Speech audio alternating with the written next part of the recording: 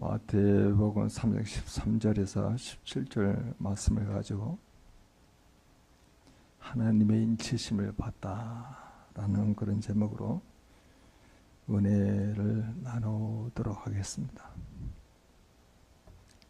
사랑하는 성도 여러분, 전임 가족 여러분, 2026년 새해를 시작하고 맞이하는 주연절 첫 번째 주일입니다. 주연절은 1월 6일 화요일이 주연절이에요.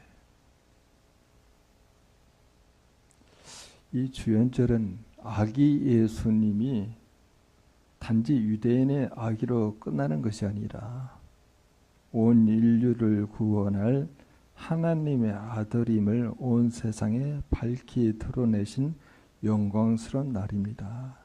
오늘 우리는 주님께서 세례를 받으신 수세 주일을 기념하여 이 자리에 또 모였습니다. 자, 오늘은 또 수세 주일이기도 해요. 인간에게 평생을 따라다니는 근원적인 질문이 하나가 있습니다. 그것은 나는 누구인가? 나는 누구인가? 이 정체성이라고 그렇게 말하죠. 많은 사람이 이 질문에 답하기 위해서 외형적인 내용을 많이 구비하려고 그러죠. 학벌을 많이 쌓고 돈을 많이 벌고 그리고 직함을 얻으려고 했습니다. 명예. 나는 대기의 부장이야. 현상적으로 그렇게 말할 수 있죠. 나는 강남에 그래도 아파트를 가지고 있어. 나는 명문대를 나온 사람이야. 이렇게 말할 수 있습니다. 하지만 이런 것들이 정말 나 자신을 설명해 줄 수 있을까요? 직장을 잃으면은, 그리고 건강을 잃으면은, 돈을 잃으면은 나라는 존재는 없어지겠습니까? 세상에 주는 이름표는 언제든 떨어져 나갈 수가 있어요. 오늘 본문에서 우리에게 세상에 줄 수 없는 영원히 지워지지 않은 이름표를 소개합니다. 그것은 바로 하나님의 인치심이에요. 인치심, 어렵죠 말이. 하나님의 도장을 받는 거예요. 하나님께서 도장을 꽉 찍으셔서 너는 내 것이다 라고 하는 선포하는 사건이 오늘 일어나고 있습니다. 오늘 예수님이 세례 받으신 그 장면을 통해서 주님과 연합한 우리에게 어떤 놀라운 인치심이 일어났는지를 깊이 한번 살펴보기를 원합니다. 오늘 13절을 보게 되게 되면은 한번 13절 같이 한번 읽어보죠. 같이 읽겠습니다. 이때 예수께서 갈릴리로부터 요단강에 이르러 요한에게 세례를 받으려 하시니. 세례 요한은 굉장히 당황스럽죠. 내가 당신에게 세례를 받아야 할 텐데 당신이 내게로 오시나이까. 요한의 말이 100번 옳습니다. 세례는 죄인이 회개하며 받는 것이지 죄가 전혀 없으신 하나님의 아들이 왜 죄인의 세례를 받으셔야 합니까? 이 말이에요. 그때 주님은 아주 중요한 말씀을 하십니다. 15절에 이렇게 좀 어려운 말인데 이렇게 말합니다. 이제 허락하라. 우리가 이와 같이 하여 모든 의를 이루는 것이 합당하니라. 모든 의. 굉장히 어려운 말이죠. 여기서 모든 의는 무엇일까요? 그것은 바로 인류를 구원하시려는 하나님의 계획입니다. 예수님의 세례를 받으신 것은 자신의 죄 때문이 아니라 저와 여러분의 죄를 당신의 어깨에 짊어지기 위한 공식적인 취임식이에요. 예수님은 죄인의 줄에 서 있습니다. 거룩한 분이 추악한 죄인들 틈에 섞여 차례를 기다리십니다. 이것을 신학적인 용어로 뭐라고 이야기하면 비하라고 이야기해요. 스스로 낮아짐이죠. 주님은 똑같이 우리와 똑같아지셨습니다. 우리가 가져야 할 정죄의 짐을 대신 지기 위해서 우리하고 연대하시는 거예요. 죄가 없으신데 죄 없는 자와 같은 자리에 서서 죄를 짊어지기 위해서, 본인 죄가 없잖아요. 근데 우리의 죄를 짊어지기 위해서 지금 세례받는 자리에 줄에 서 있어요. 성도 여러분, 예수님이 요단강 물속으로 들어가는 장면을 한번 상상해 보십시오. 성경적 맥락에서 물은 종종 심판 혹은 죽음을 상징합니다. 노아의 홍수 때의 물, 홍해의 물 다 죽음을 상징하잖아요. 물은 심판과 죽음을 상징합니다. 주님이 물속에 잠기신 것은 장차 십자가에서 겪으실 죽음을 미리 보여주는 거예요. 우리의 모든 죄는 예수님의 십자가의 죽으심으로 완전히 속죄함을 받았습니다. 우린 날마다 죄를 짓습니다. 생각으로, 입술로, 행동으로 하나님을 아프게 할 수 있어요. 그 죄의 대가는 사망입니다. 우리가 그 물속에 잠겨 영원히 죽어야 했습니다. 그런데 예수님이 대신 그 물속으로 들어가셨어요.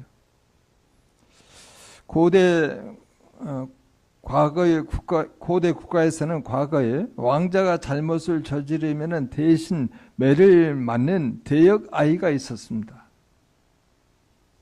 그러나 우리 주님은 대역 아이 수준이 아니죠. 만왕의 왕께서 직접 종의 옷을 입고 오셔서 사형수인 우리 대신 단두대에 올라가서 죽으신 거예요. 성도 여러분, 여러분을 괴롭히는 과거에 어떤 죄책감이 있습니까? 하나님은 과연 이런 나를 용서하실 수 있을까라고 하는 의구심이 드는 경우도 있습니까? 오늘 주님의 세례를 보십시오. 주님이 이미 여러분의 죄를 다 짊어지고 물속으로 죽음으로 들어가셨습니다. 십자가에서 다 이루었다 하실 때 여러분의 죄의 문서는 다 파기가 된 거예요. 여러분의 죄의 문서는 다 불타버린 거예요. 이것이 바로 복음이에요. 주님은 물속에만 계시지 않았습니다. 16절을 보시게 되면 예수께서 세례를 받으시고 곧 물에서 올라오실새, 물속으로 완전히 잠기고 난 다음에 주님께서 올라오시는 거예요. 이것은 죽음을 이기고 일어나신 부활을 예표하는 거예요. 나의 은은 내가 잘나서 없는 것이 아니고 예수님의 부활하심으로 이루어진 겁니다.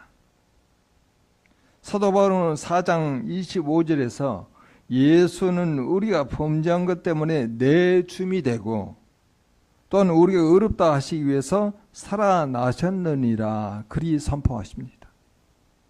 만약 예수님이 죽으시고 부활하지 못하셨다면 그분은 그저 위대한 순교자에 불과했을 뿐입니다. 그러나 그분은 살아나셨잖아요. 부활은 하나님께서 예수님의 희생을 기쁘게 받으셨다는 승인 도장입니다. 그리고 그분을 믿는 우리를 향해서 너희는 이제 죄인이 아니라 의인이다 라고 판결을 내려주시는 법적 근거가 된 거예요. 여러분, 의인이 되었다는 것은 단순히 죄가 없다는 뜻만이 아니겠죠. 하나님 앞에 당당히 나갈 자격을 얻었다는 뜻입니다. 우리는 이제 심판주 하나님을 만나는 것이 아니라 나를 의롭다 하시는 사랑의 아버지를 만나는 거예요. 여러분의 행위가 여러분을 의롭게 하는 것이 아니죠. 부활하신 예수 그리스도가 여러분의 영원한 의가 되십니다. 이 사실을 믿음으로 붙드셔야 한다는 거예요. 주님이 물에서 올라오실 때 왜 놀라운 광경이 굉장히 놀라운 광경이 펼쳐지죠? 16절 하반절에 하늘이 열려요. 그리고 하나님의 성령이 비둘기같이 자기 위에 임하십니다. 예수님 위에 임하셔요. 그 임하심을 예수님이 다 보셨어요. 예수와 연합한 우리 위에 성령님이 임하신다는 말이에요. 성령님이 비둘기처럼 임하셨다는 것은 두 가지 의미를 가지고 있습니다. 하나는 온유함과 평화예요. 성령님은 우리를 억압하시는 분이 아니고 비둘기처럼 온유하게 우리의 인격 속에 찾아오십니다. 우리의 마음을 부드럽게 만드시는 분이세요. 또 새로운 시대의 시작을 우리가 말하기도 하죠. 노아의 홍수 후에 비둘기가 감람나무 잎사귀를 밀고 왔을 때 새로운 시대가 열렸음을 알렸듯이 성령의 임재는 우리 인생의 새로운 통치가 시작되었음을 의미합니다. 하나님은 우리가 예수 믿고 구원받는 것으로 끝나지 않으셨어요. 우리 안에 성령의 인을 치십니다. 에베소서 1장 13절은 말하죠. 그 안에서 너희도 진리의 말씀 곧 너희의 구원의 복음을 듣고 그 안에서 또한 믿어 약속의 성령으로 인치심을 받았으니 라고 나와 있습니다. 듣고 믿어요. 그게 성령의 인치심을 통해서 자연스럽게 흘러가는 과정이야. 믿고 듣고 믿어져요. 성령님은 우리 인생의 보증수표입니다.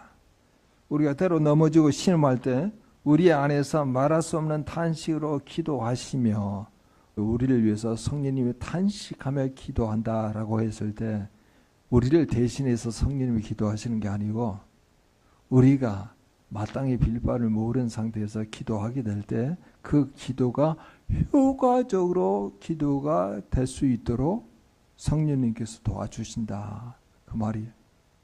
우리가 하나님의 자녀임을 끝까지 보호하고 증명해 주시는 분이 성령님이세요. 여러분 혼자가 아닙니다. 성령님이 여러분 위에 여러분 안에 계십니다. 마지막으로 여러분 17절 말씀을 한번 다 함께 읽어보죠. 17절 같이 한번 읽어보죠. 하늘부터 소리가 있어 말씀하시되 이는 내 사랑하는 아들이요 내 기뻐하는 자라 하시니라. 우리는 하늘부터 들려오는 하나님의 음성을 통해서 하나님의 인치심을 받는다는 거예요. 이 음성은 단순히 2000년 전 예수님 한 분에게만 들리는 음성이 아니고 예수 그리스도를 구주로 고백하고 그분과 함께 죽고 살아나는 저와 여러분 모두에게 들려주시는 하나님의 공식 선포입니다. 두 가지를 약속하는 거죠. 너는 내 사랑하는 아들이고 딸이다. 이건 정체성에 해당하는 거예요. 너는 내 소유다. 너의 신분은 이제 왕의 자녀다. 세상 그 무엇도 이 관계를 끊을 수 없다. 이렇게 말씀하시는 거예요. 그리고 너는 내 기뻐하는 자다. 이건 가치를 말하고 있는 겁니다. 우리가 무엇을 잘해서 기쁜 것이 아니라 우리가 여호와의 자녀이기 때문에 나 여호와는 너를 보기만 해도 기쁘다. 이렇게 말하는 거예요. 그걸 스바냐 3장 17절에 이렇게 말씀하시죠.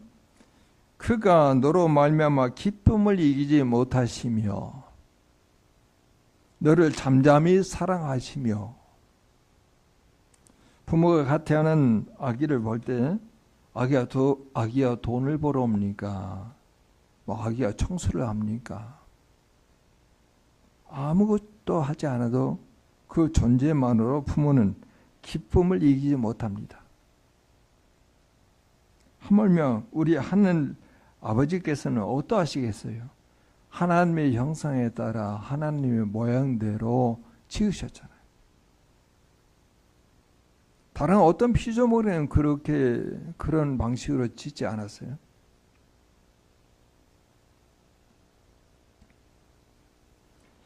이것이 바로 인치심입니다.